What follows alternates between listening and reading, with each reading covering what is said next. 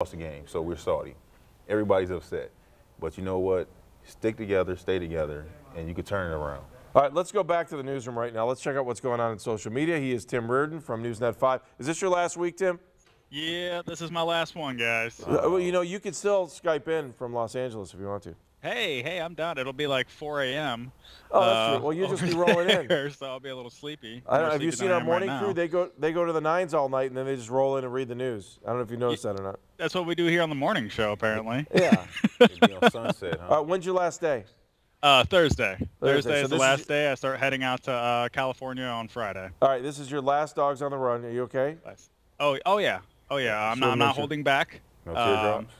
So what are they gonna do? Fire me? Is that a great feeling? There's nothing better than being a short timer. If you want to call in, if you want to Skype to us, Dogs on the Run, if you want to call in, 216-431-3820. And Tim, if they want to get through us through social media, what do they do?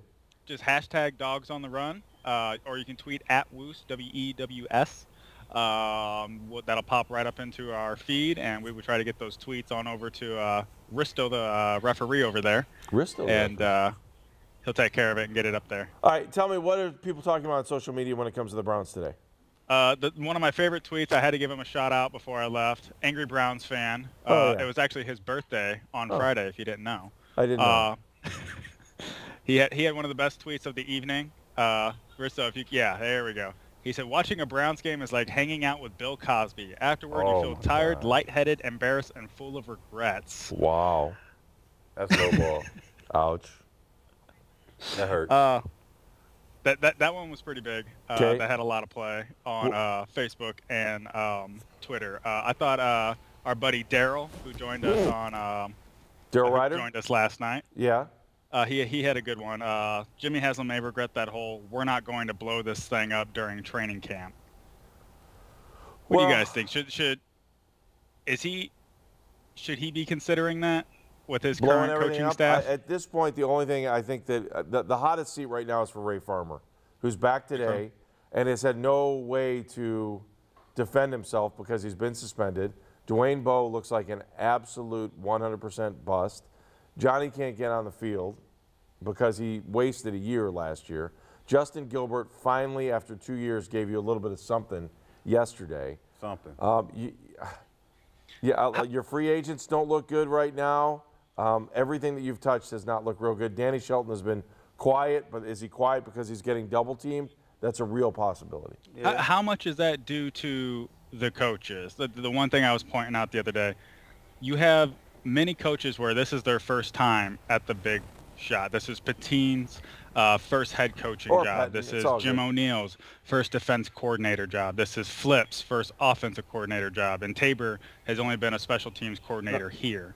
How much of this is attributed in penalties and the things that we're complaining about where it's like, yeah, players should be making these plays, but how much of that is coaching? Coaches coach, players play. Those guys been in this National Football League for a long time, whether they've been a head coordinator or not. They've been coaching, and the players been in the league for a while. For the only ones that has a real problem is the rookies. So if they make mistakes, they made mistakes. But if you're a veteran, it's no mistakes you should be making. One question for you guys. Hang on one second. I just want to go through this real quick. We touched on that. Chris Tabor is probably one of the best special teams coaches in the league. There's no question about it. He has been pursued time and time again, and he probably could have left about 4 or 5 times. He was under contract with the Browns, and to show you how good he is at special teams, no matter who the coach is, they keep him under contract because they know he's that good. Yeah. You know, I know for a fact that there was a point where he could have left, where other teams desperately wanted him, were asking the Browns when they were going through a coaching change, and every time the coaching staff said, no way, we're not letting him go. So the special teams coach is one thing. I will give you the other stuff that we talked about. Mike Pettin is in his second year. You've got an offensive coordinator who's in his first. You've got a defensive coordinator who's in their second year.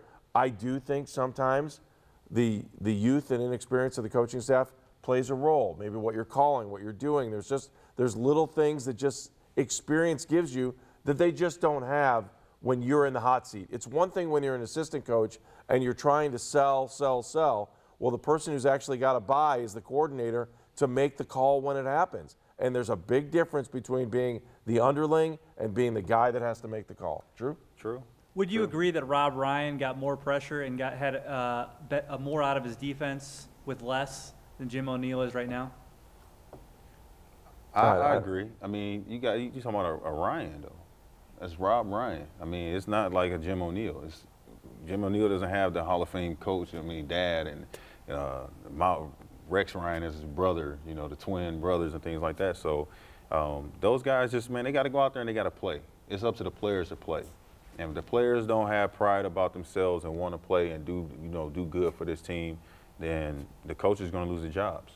All right, what else is going on social media? Because I want to go to the phones here in a second. Okay, I wanted to walk you guys through the roller coaster that was Twitter yesterday during the game. If we could pull, I think Pumpkin Nation, Pumpkinhead, wrapped it up the best for us. Good dude. He sums out, the 2-point conversion is good. All Browns fans, Cleveland fans are getting excited at this point.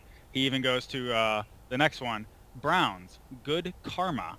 So everybody's feeling good, and then immediately the ship comes crashing down. Unreal. This about sums it up. Don't talk to me till Wednesday. And then his next follow-up tweet, if you think I was pissed last week, look the F out this week. Browns, #unreal. How do you know that's F? That's I'm assuming. How do you know that? Oh, you got a dirty mind, man. That's why we need to send you to LA. Well, what else would it be? This is Cleveland. Darn. No other word makes sense there. Darn. Sucks. What the darn? Darn. He would have wrote it. Sucks. Any other 4-letter words you can think of? Crap. Hey. Bull. You got rules on this show. You have rules on this show. Bull. Any other ones you want to go through? I'm not going through too many. All right. Well, we're going to miss you when you go to LA. Please Skype in if you have insomnia and you feel like talking to us. Will do, guys. Thanks, guys. All right. Thank you. We appreciate it. 216-431-3820. I want to bring up another point of disrespect against the Browns, then we'll do grade the team. Let's go to Jay. Jay's in Streetsboro. Hey, Jay, how are you? Hey, I'm all right, guys. What do you think? I think that the coaching staff needs a little common sense. You got 3/5 of their offensive line out. I don't understand why they didn't have these guys on the defensive line, linebackers with the ears, dog ears, pinned back, blitzing the hell out of Rivers all day long. Because he was 8 of 13 against the blitz yesterday. I can tell you here's what I think. First of all, they went into more of a hurry-up offense, and I just don't know that. I mean, you said it. I thought our defense was gassed. You can't blitz on every play. You just can't. They were 8 of 13 against the blitz, and he is, what was the, Kenny said it, 80% efficiency against the blitz. That's how good of a quarterback he is. But you're right. I would have liked to have seen him do it. I just think they were out of gas. Yeah, he gets the ball out pretty fast. I mean, but he didn't have any receivers besides the tight ends and the one receiver. And then he had he had the running backs. Thank you. No receivers. It's no excuse, though. And no offensive line. Yeah, that's true, too. 3 starters out. That's terrible. It's terrible. I kind of feel like we got beat.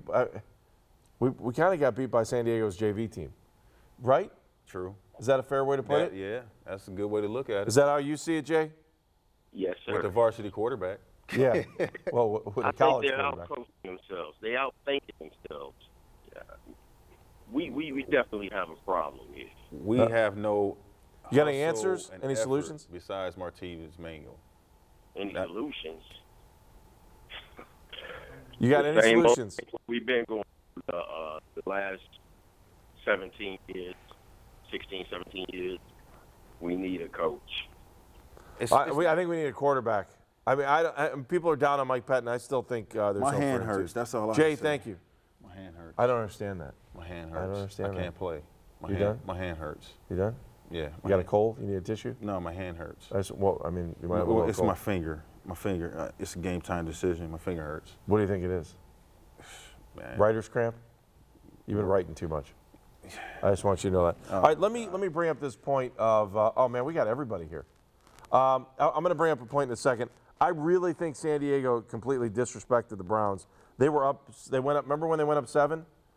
They could have gone up 9. I get to go back and do the math. Hang on, let me go back and do the math. And we were saying, why wouldn't San Diego go for 2 at one point? It would have been a 2-score game instead of a 1-score game.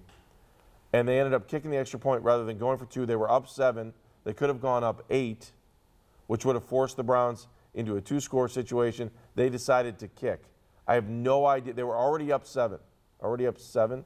Would have been 8 on the extra point. Would have made it 9 if they had gone for 2. Do you remember what I'm talking about? When they scored the touchdown before the last field goal. Their last touchdown. We were going through the math. I'll explain it later. Let me go through around the horn here real quick. First, I want to go to Baltimore. Garrett Downing. Hi, Garrett. How are you? Good to see you again. How you doing? Oh, Garrett, you're frozen. How about that? We waited an entire football season. He's frozen. So forget it. Let's go to the team that lost the game on Thursday night. We go to the Steelers. Matt Lodi, SteelersGab.com. How are you? Hey, guys. Good morning. How are you? Good. No How's your frozen field goal here. kicker today? What's going on? What's happening? You got a field goal kicker or not? Who's going to kick field goals for the Steelers? Mike Tomlin. Yeah, really. Maybe Mike Tomlin. No, they brought in a kid from Rice the other day named Chris Roswell, who evidently they feel had a pretty good workout on Saturday. So it looks to me like at this point Josh Scobie is out and Chris Roswell is in, and the Steelers are going to try to see what they could do again with a different field goal kicker. This will be kicker number 4 this season. Unfortunately, kickers 1 and 2 weren't really bad. Josh Scobie just couldn't get the job done. But if this team had Sean Schwiesom or maybe even Garrett Hartley, I think there's a possibility that they may be 4-0 or at the very least 3-1. I don't think there's any question about that because clearly they had that game won on Thursday night and just didn't get the job done when it came to the special teams. So, I mean, a lot of similarities here between the Browns and Steelers over this week, right? I mean, it's the same frustration. Well, no question. I mean, just like the Browns easily could have had the game won yesterday.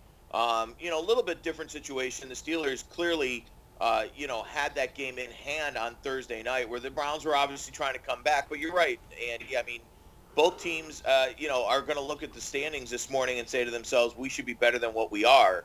As far as the Browns are concerned, though, looking at 1 and 3 and playing in Baltimore, that's going to be a tough task, I think, for them because Baltimore now has a shot of adrenaline, a shot of confidence, and Baltimore's schedule is a little bit easier than it has been recently, where if you look at the Steelers right now, they've got to go to San Diego on Monday night. I'm sure that a lot of them were watching that Browns game yesterday and scouting the Chargers, and really a Chargers team that obviously was pretty banged up by the end of that game yesterday. The second wide receiver was hurt. They lost some offensive linemen. So I think if you're the Steelers, obviously the other big thing for them is Michael Vick. I mean, is he going to be able to come out this next week with a full week of practice, maybe even extra practice because they get the extra day before they travel to San Diego, and be just a little bit more effective offensively? But to me, you scored 20 points at home, you should have won that game on Thursday night, and they just didn't get the job done.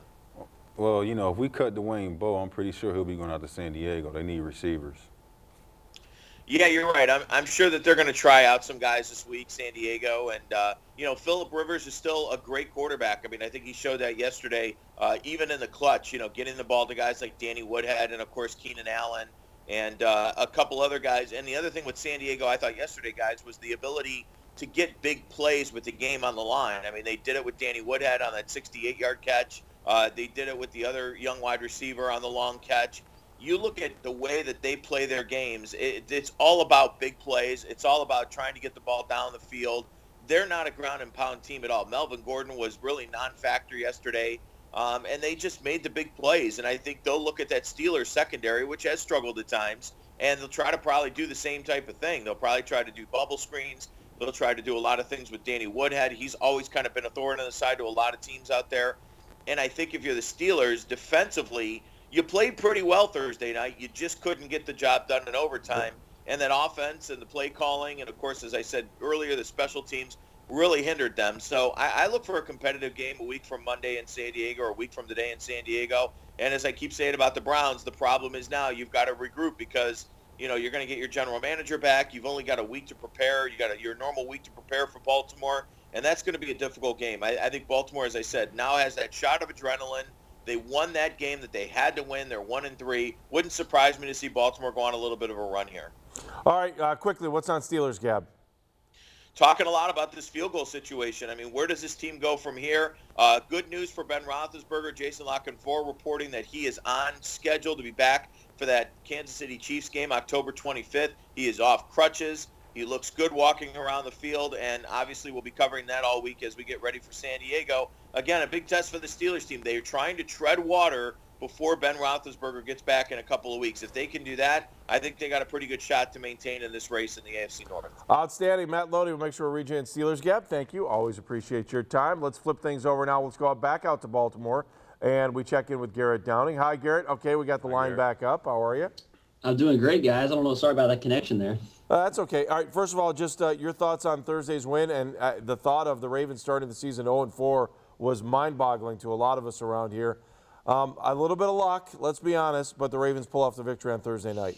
Yeah, I mean, like Matt was just saying, this is a game that the Ravens had to win. They really had nowhere to go but up. They're sitting at 0-3. They've never been 0-3 in the 20 years of franchise history, so they needed to turn things around. They certainly still have issues to fix on both sides of the ball, but that win can kind of propel them a little bit. Now they knew that going into the season, the first quarter of their season, the schedule was really difficult with back-to-back West Coast trips. Now this next quarter of the season, it kind of softens a little bit. The middle part of their schedule.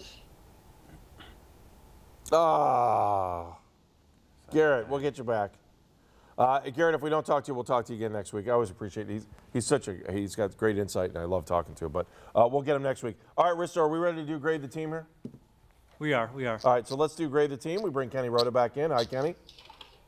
Hey, guys, did you see that Dogs on the Run was trending this morning? No, I didn't. Number 3 in Cleveland, Dogs on the Run is trending. We're only behind My Genitalia in 4 words and Monday Motivation. Man, you funny. Serious. Go look it up. We're trending. Hang on. I'm looking. Was it genitalia or just my genitalia? My Genitalia. Oh, because genitalia is like a big-time Twitter follower. No, we're behind those two. Monday Motivation was number 2. Dogs on the Run was 3. That's good. Should we get a cheer for that? Did someone want to hit the cheer or something? Bronze medal today. Hang on. Does that work? Yes. What the what? Oh, there we go. I need to use that more often. And have we welcomed back Ray Farmer to No, Berea we haven't done Have that you guys yet. done that yet on the show? Ray Farmer, listen, welcome I gotta back. ask you- He's allowed back in the building. Kenny, hottest seat in Cleveland right now, Ray Farmer, right? Ray Farmer's seat is extremely hot right now. This guy, the talent that he's acquired either via the draft or in free agency, you just scratch your head and you wonder how he still has a job. So maybe he was covering up for Randy Lerner last year with some of those texts. We still don't know. I'm sorry, not Randy Lerner, but Jimmy Haslam III. So who knows with Ray Farmer? For me, if this season continues down this path at the end of the year, I'd jettison him. I'd get rid of him. Maybe it was Phil Savage. Or Phil Savage. Who knows? It doesn't matter. Hey, real quick, I got this for Ray Farmer. This is a welcome back. Cheesecake? Can you turn this? Wow. What is it? Little fruit platter. That's cheesecake, dude. That's not a fruit platter. It's a fruit platter with icing and cheese. All right, it's for Ray Farmer. Welcome back. Would somebody drop that off for the morning show and they said to give it to Dogs on the Run? No, they said give it to Ray Farmer. Why? What are we has he doing done? with a cheesecake like that here? What's that all about? Don't ask questions, man. It's for Ray Why Farmer. aren't you eating it is the question. All right, I'm just trying to find out. All right, let's go around the horn here. Let's grade the team. Go ahead, Risto. What do you want to do first? Let's go with Josh McCown, 356 yards, 2 touchdowns. Kenny, you said it best on a single game performance. He was an A yesterday. I don't know how much more he could have done yesterday. He put the team in a position to win. The only thing that stopped the team, I think, from winning was an offside penalty and too much clock too much time left on the clock. Although they still wouldn't need the ball back to end the tie. I'm just frustrated because you got a good game out of him. I really don't want to hear much about Johnny Manziel today, other than the fact that if you think this team is not going anywhere and you're 100% giving up on the season, which I don't think goes over real well in the locker room, it's just time to switch to Johnny. I give him an A- for his effort yesterday. I would love to have seen if he could have carried the momentum over into overtime after leading them down the field with the touchdown. They connect on the 2-point conversion. The reason I gave him a minus, he did have the 1 turnover, and there were 4 sacks, some of those on the offensive line. One time I thought he should have thrown the ball away, but his best performance by far this year. But to your point, Andy, if you're with Ray Farmer coming back in the building, meeting with Mike Pettin and everybody, if you look at this team, you're 1-3, and now the schedule gets really tough. If you decide at this point, which I don't think they will, but maybe, If you decide that this season isn't going the way you thought it was going to go and you need to find out more about Johnny Manziel, you would go to Johnny Manziel. But this might have been his best game, though, that he will play all season, so you have to take that into account, too. But just for yesterday, A-. As a commander and the chief of the tank of running the offensive line, he's got to get his offensive linemen ready. Those guys got to score points. We ain't scored enough points. So, you know, when we get down there, how many field goals? 4 field goals? So, I mean, we got to One for 4 in the red zone. Yeah. Yeah, we got to get more points. We got to get touchdowns. You can't just keep kicking field goals. Yeah. All right, what's the next subject? All right, running backs. Isaiah Crowell, 12 carries, 63 yards. Duke Johnson, 8 carries, 31 yards. But both running backs were effective in the passing game. Kenny, go ahead. Your thoughts on running back. I gave the running backs a B, and I'm going to tie in the offensive line with that as well. Nice job catching the ball out of the backfield. Great catch, first touchdown of his NFL career for Duke Johnson, I believe, as we see it right there. Yep. Tapped the toes, got the feet in bounds. They did a nice job with the passing game out of the backfield. They did hit 100 yards as a team and didn't give up 100 yards. First time I think that's happened this season. So I gave them a solid B. Well, I give them a C. I think that they could have got. I think Isaiah Crowell could have got over 100 yards. The offensive line got to get more push, a lot more push. Right now they're playing a little bit soft, and Duke Johnson did well in the passing game. He's got to get a little bit more, you know, umph behind him in the running game as well. I mean, Duke Johnson had an unbelievable game yesterday, and that's why I gave him a B. And the only reason they're not an A is because the offensive line didn't give him anything yesterday. And I don't know if that's fair to grade the running backs because the offensive line had deficiencies. There was no push off the line. Not at all. Everything was on the line of scrimmage. No one was downfield. And, you know, a couple misses again, although penalties, I'm trying to remember. I don't remember the offensive line having many penalties yesterday. Any? Not too many. No, I can't. I'm just, not enough to make me think about it. What do you guys make of the 20 rushing attempts to 41 passing attempts? Just being trailing most of the game? That's part of it. Unless you just feel more comfortable throwing the ball, you think Josh McCown's a better passer, which I think, you know, look, they also hit 8 other guys with a wide receiver, which is our next grade, right? Here's the one thing I'll say about that, guys. Only 20 rushing attempts, but 12 catches by the running backs out of the backfield, so really 32 touches for the running backs. Does that work for you, Risto? Does that make you feel better? Yes, yes. All right. Grade Let's go to wide receiver. Grade the wide receivers. Travis Benjamin, 6 catches, 79 yards. He's becoming a legitimate threat. Gary Barnidge, again, another great game, 6 catches for 75 yards and a touchdown. All right, so my question is, do you consider a tight end a wide receiver? If you do, then the grade's a little bit higher. If you don't, then it's not. And, you know, is Gary Barnidge knows that his job, and he said it again last week, my job is to block. But he's done a great job. The one thing that he's really done for me that I like about Gary Barnidge, he has made me forget about Jordan Cameron. Haven't even thought about him the last 2 weeks. Well, he hasn't had a concussion either, so that's a great thing. Yeah, so he's got He's on the field actually playing. That's a positive. Yeah, that's a plus. Well, let's give Gary Barnidge an A. I'll give the wide receivers a B, and I thought I was being generous with the B. I give him a C just because, you know, 9 million reasons on the sideline. Yeah. Played one time. Hartline's hurt. I don't know what happened to him. These guys, man, they got to get in gear. The veterans got to be out there to play. Put Marlon Moore out there. Let's see him fly. He can run. Man, let him go for a long ball. He had a nice catch last week. Kenny, wide receivers. I gave him a C. It's nice to see Travis Benjamin be consistent, but he's the only one on this wide receiving core that's been consistent all season long. Your 2 off-season acquisitions and free agency, welcome back, Ray Farmer, by the way, have been, I don't want to say complete failures because Hartline